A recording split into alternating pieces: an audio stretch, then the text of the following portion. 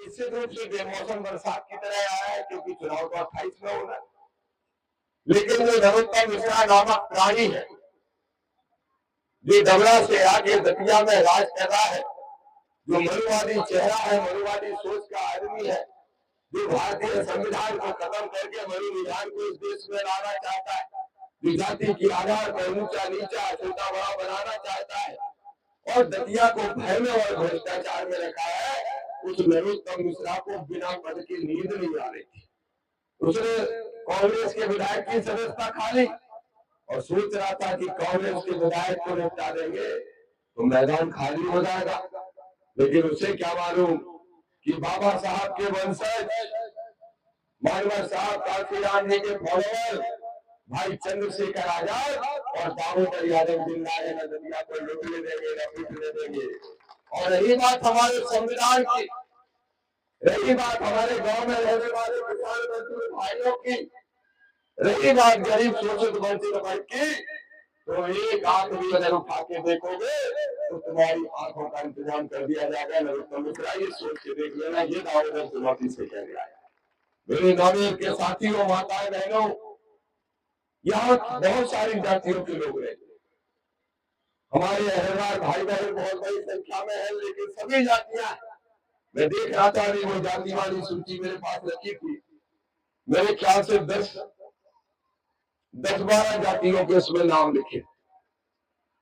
केवल भी है, पाल भी है, ठाकुर भी है, कुशवा भी है, रजक भी है, साहू भी है, वंशकार है, ब्राह्मण है, श्रीवास्तव है, प्रजापति है, जोशी है, मुस्लिम है। इसका मतलब यह है कि सारी जातियों के साथी यहाँ रहते हैं।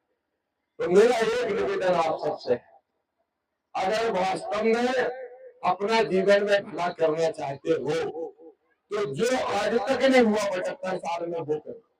और 75 साल में क्या नहीं हुआ देश की आजादी से लेकर आज तक? कभी कोई किसान और कभी कोई गांव का रहने वाला विधायक नहीं बना। और जब किसान और गांव का रहने वाला विधायक नहीं बनेगा तो तुम्हारी समस्याओं का निपटारा कौन करेगा? आप बताओ मेरे भाइयों, राजेंद्र भारती हो, चाहे घनश्याम सिंह और चाहे ये नरोत्तम मिश्रा हो जो डबरा वाला है, ये क्या कभी नींद के नीचे खाट डाल के सोए हैं क्या? ये एसी वाले लोग हैं, इन्हें क्या मालूम कि जब 48 डिग्री टेम्परेचर में लू पड़ती है और लाइट नहीं आती है तो फिर गर्मी में हम लोग कैसे उबलते रहते हैं। इनमें वो पीड़ा कभी नहीं झेली एसी में सोने वाले लोग। क्या इन्होंने कभी ये करके झेला है कि किसानों को खाद नहीं मिले, बिजली नहीं मिले, पानी नहीं दे पाए, फसल बर्बाद हो तो किसान पे क्या गुजरती है?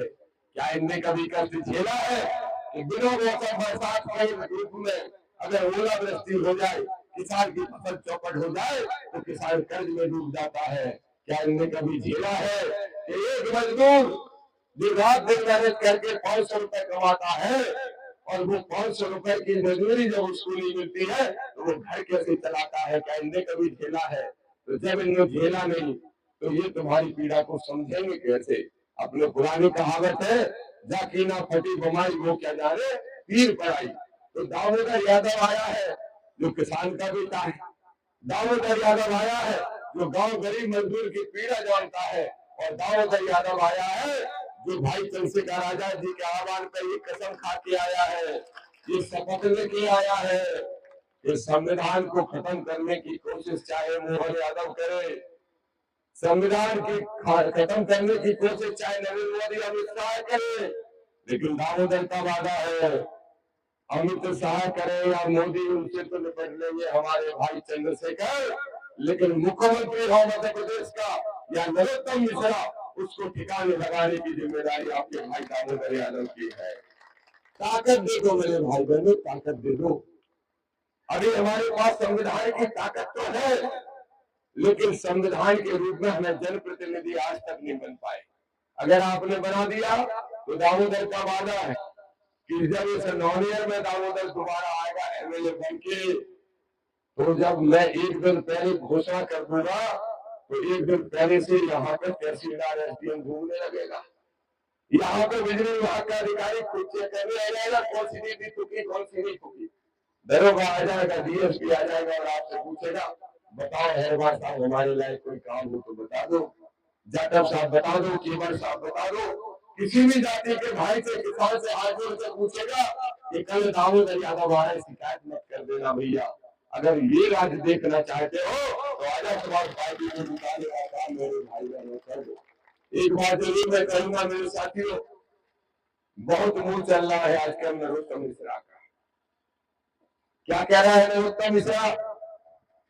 नरोत्तम मिश्रा कह रहा है, नरोत्तम कह रहे हैं कि हमने सबसे ज्यादा मूर्तियां लगवाई। नरोत्तम मिश्रा कह रहे हैं कि वो आएंगे, हमें गालियां देंगे और हमें गालियां देके वोट मांगेंगे। इसके ऊपर बोला मेरी, मैं एक ही बात कहता हूं नरोत्तम, मैं तुमको गालियां कम दे रहा हूं, दतिया की जनता गालियां ज्यादा दे रही है। बस इतनी बात है। इतने दतिया की जनता की जुबान पुलिस के डंडे से बंद कर रखी है और दामोदर पे ना तुम्हारा डंडा चल रहा है न तुम्हारा झंडा चल रहा है, क्योंकि दामोदर का झंडा मेरा है और उससे ऊपर तुम्हारा झंडा नहीं हो सकता। दूसरा नहीं तो तुम क्या कह रहे हो कि तुमने 200 वोट दिया बाबा साहब की लड़ाई, ये झूठे नारायण। दामोदर यादव पूछ रहा है, ईमानदारी से बता दे कि तूने और तेरे मनवादी मानसिकता के लोगों ने देश भर में 2 लाख मूर्तियां बाबा साहब की तोड़ी है, इसका जवाब कौन देगा? लेकिन इसका जवाब तुम्हारे पास नहीं है। अगर तुम बाबा साहब का सम्मान ही करते हो तो आ जाओ नरोत्तम। ग्वालियर हाईकोर्ट में बाबा साहब अम्बेडकर की स्टेचू का मामला चल रहा है। आज तक बाबा साहब की स्टेचू नहीं लग पाई। 2 साल से हम लोग संघर्ष कर रहे हैं, लेकिन अगर नरोत्तम में हिम्मत है तुम बाबा साहब के लिए आई हो तो चलो दामोदर के साथ। मैंने मूर्ति बनवा के तैयार रखी है, तुम्हारी सरकार है, ग्वालियर हाई कोर्ट में तुम स्टेचू लगवा दो तो मान जाएंगे कि तुम बाबा साहब की इज्जत करते हो, तो मूर्ति बनाने का काम मत करो। दूसरा एक और चुनौती से कह रहा हूं नरोत्तम, सुन लेना क्या कह रहे हो। हरजने बाबा साहब अम्बेडकर ने शब्द का विरोध किया, मानवर साहब कांशीराम ने शब्द का विरोध किया, ये शब्द अपमानजनक है। भाई चंद्रशेखर आजाद जी ने विरोध किया, दामोदर यादव विरोध करता है और इस देश के सुप्रीम कोर्ट ने कहा कि जो इस शब्द का इस्तेमाल करता है तो निश्चित रूप से वो दलित भाइयों का, हमारे अनुसूचित जाति के भाइयों का अपमान कर रहा है। इसलिए नरोत्तम मिश्रा जानबूझ के अर्जन बोल रहे हो, मुझे मालूम है, क्योंकि तुम्हारे मन में हमारे प्रति घृणा छुपी है, नफरत छुपी है, तो अपमान कर रहे हो। मैं तुम्हें चुनौती दे रहा हूं, 3 तारीख के पहले तुमने जितनी बार भी इस शब्द का उपयोग किया है, 3 तारीख के पहले क्षमा मांग रहा हूं मीडिया के सामने आके, नहीं तो मेरे आजाद समाज पार्टी के सामने बैठे 4 तारीख को एसपी का घेराव करना और एफआईआर कराने का काम करना, ये मैं आपसे कहने के लिए आया।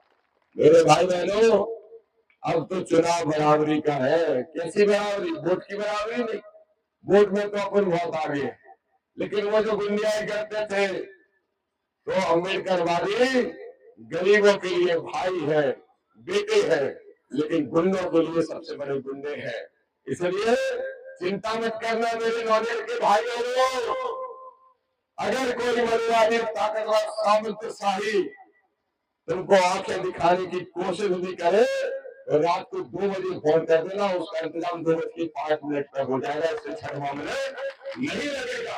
और तुम भी सुन लेना जो नरोत्तम के साथ में हो, तुम भी सुन लेना, तुम्हारा नरोत्तम तो परदेसी है और पुराना गाना है, परदेसियों से ना किया गुजारा, परदेसियों को है एक दिन जाना, और वो जाने का दिन आ गया है। तो तुम हमारे दतिया जिले के हो तो हमारे भाई हो सुनाते, तुम समय रहते सुधर जाओ, क्योंकि मैंने वादा कर दिया। और चंद्रशेखर आजाद का भाई दामोदर अगर वादा करता है तो उसे पूरा करता है, और मैंने वादा कर दिया मेरे भाई बहनों कि जिस दिन आपके आशीर्वाद से दामोदर यादव आजाद समाज पार्टी के प्रत्याशी के रूप में जीतेगा और जिस दिन कलेक्टर दामोदर को विधायक का सर्टिफिकेट दे देगा, जिस समय सर्टिफिकेट मिले उस समय से घड़ी के कांटे देख लेना, 36 मिनट तब होंगे जब नरोत्तम मिश्रा अपने परिवार को लेकर डबरा भाग जाएगा और लौट के 36 साल तक वापस दतिया नहीं आएगा। इस विदेशी को भगाना है, भ्रष्टाचार मिटाना है और दतिया में मेरा झंडा डालना है। ये सेमी फाइनल है, तुम जिता दो। तुम्हारे बेटे तुम्हारे भाई दामोदर का वादा है कि जैसे विजय थलपति ने तमिलनाडु में जब भीम के सरकार बनाई, जैसे हमारे भाई चंद्रशेखर आजाद जय भीम बोल के पूरे उत्तर प्रदेश को समेटने का काम कर रहे हैं। वैसे ही दामोदर का वादा है 2026 का सेमीफाइनल तुम जिता दो, 2028 में मध्य प्रदेश में सरकार बना के भोपाल में नीला झंडा गाड़ने का काम करेंगे। जय हिंद, जय भारत, जय संविधान।